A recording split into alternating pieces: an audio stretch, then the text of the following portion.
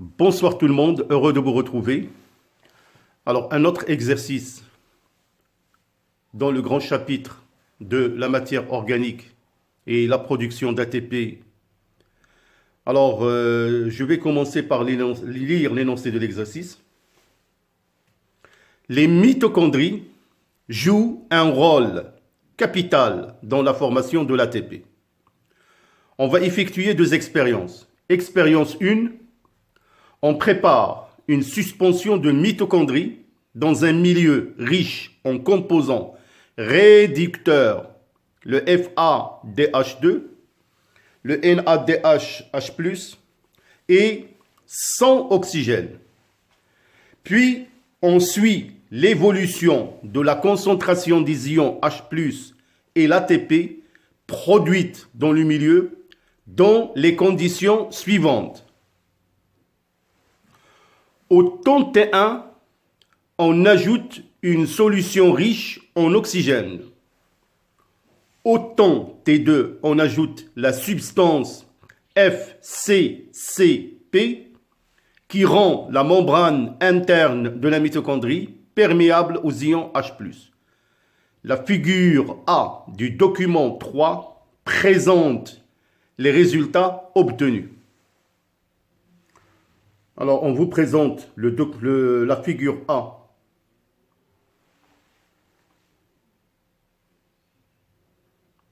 Donc, remarquez, on a la concentration en ion H+, multipliée par 10 puissance moins 9 ions grammes. Alors, il faut noter les instants T1, introduction d'une solution riche en oxygène. L'instant T2, introduction d'une substance FCCP. Donc, remarquez l'évolution de la concentration en ion H+, en fonction du temps. Donc, voilà ce que présente la figure A.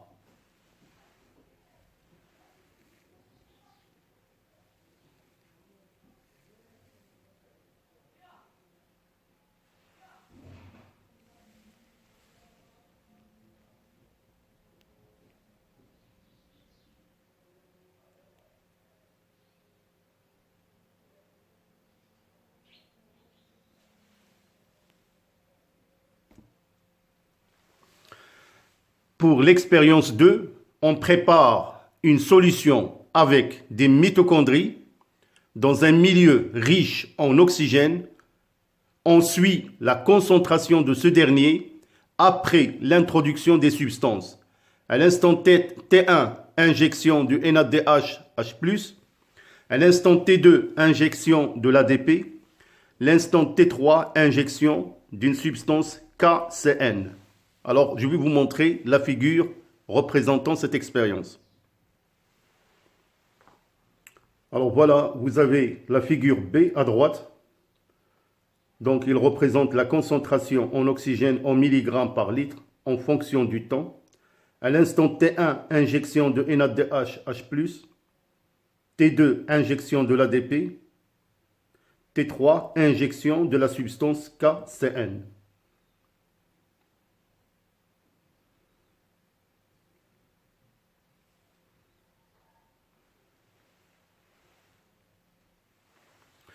Le document 4 montre les sites d'action des substances utilisées pendant les expériences 1 et 2 au niveau de la membrane interne des mitochondries.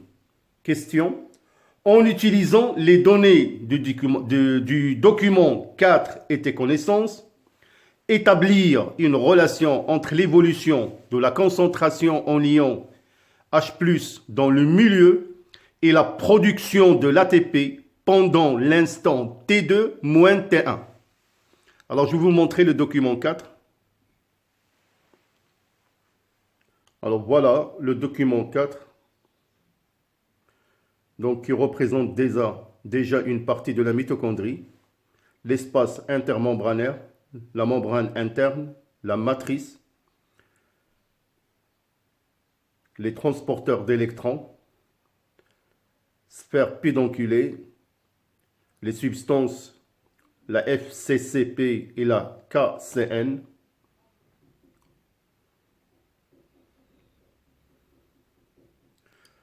Alors donc, question, comme je vous ai dit, en utilisant les données du document 4 et des connaissances, établir une relation entre l'évolution de la concentration en ion H+, dans le milieu et la production de l'ATP pendant les instants T2 moins T1.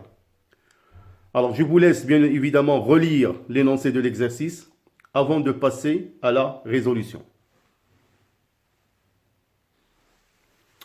Alors, nous allons passer à la solution. Donc, d'après la figure A,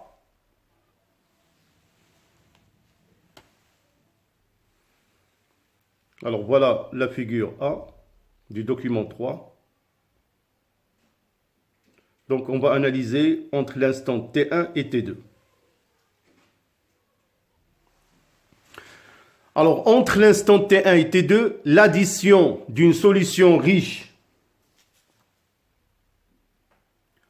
en oxygène au temps T1 entraîne une forte augmentation de la concentration des protons H+, dans le milieu avec une synthèse d'ATP. On explique ceci par l'oxydation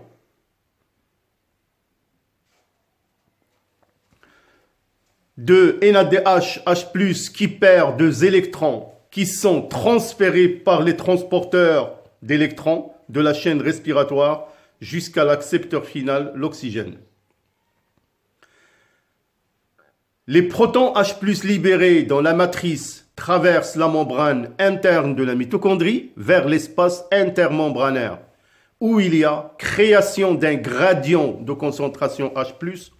Ces protons H+ retournent vers la matrice à travers les sphères pédonculées en provoquant la phosphorylation d'ADP et par conséquent la synthèse de l'ATP.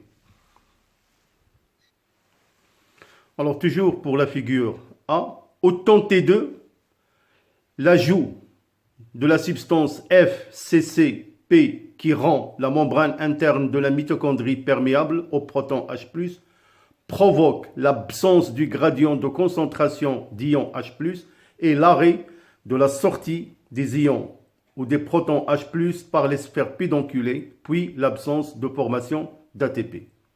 Alors maintenant, nous allons passer pour analyser la figure B. Donc d'après la figure B toujours du document 3,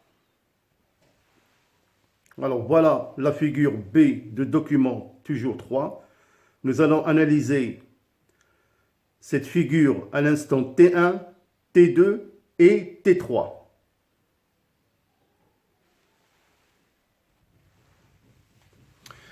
Alors l'addition du transporteur NADH, H+, au temps T1 entraîne la diminution de la concentration d'oxygène dans le milieu. Ceci est dû à l'oxydation de NADH, H+, en libérant les électrons qui se transfèrent le long de la chaîne respiratoire jusqu'à l'oxygène qui se réduit et forme de l'eau, ce qui explique la consommation d'oxygène. Alors toujours la figure B, l'ajout ou l'addition d'ADP au temps T2 entraîne en plus cette diminution. Ceci est dû à la synthèse d'ATP à partir d'ADP au niveau des sphères pédonculées, ce qui explique l'augmentation de la consommation d'oxygène. L'addition de la substance KCN au temps T3 entraîne la stabilité de la concentration d'oxygène dans le milieu. Ceci s'explique par le blocage du transporteur d'électrons au niveau du transporteur T6 par la substance KCN, ce qui inhibe, c'est-à-dire ce qui arrête le transfert des électrons vers l'oxygène et par conséquent l'absence de sa réduction en eau, ce qui explique l'arrêt de la consommation d'oxygène. Alors voilà mes chers élèves, un exercice intéressant qui va vous permettre déjà de faire quelques rappels essentiels concernant le mode de fonctionnement de la chaîne respiratoire au niveau de la membrane interne de la mitochondrie. Alors donc, je vous souhaite comme toujours une bonne préparation. Portez-vous bien, bonne soirée et à bientôt.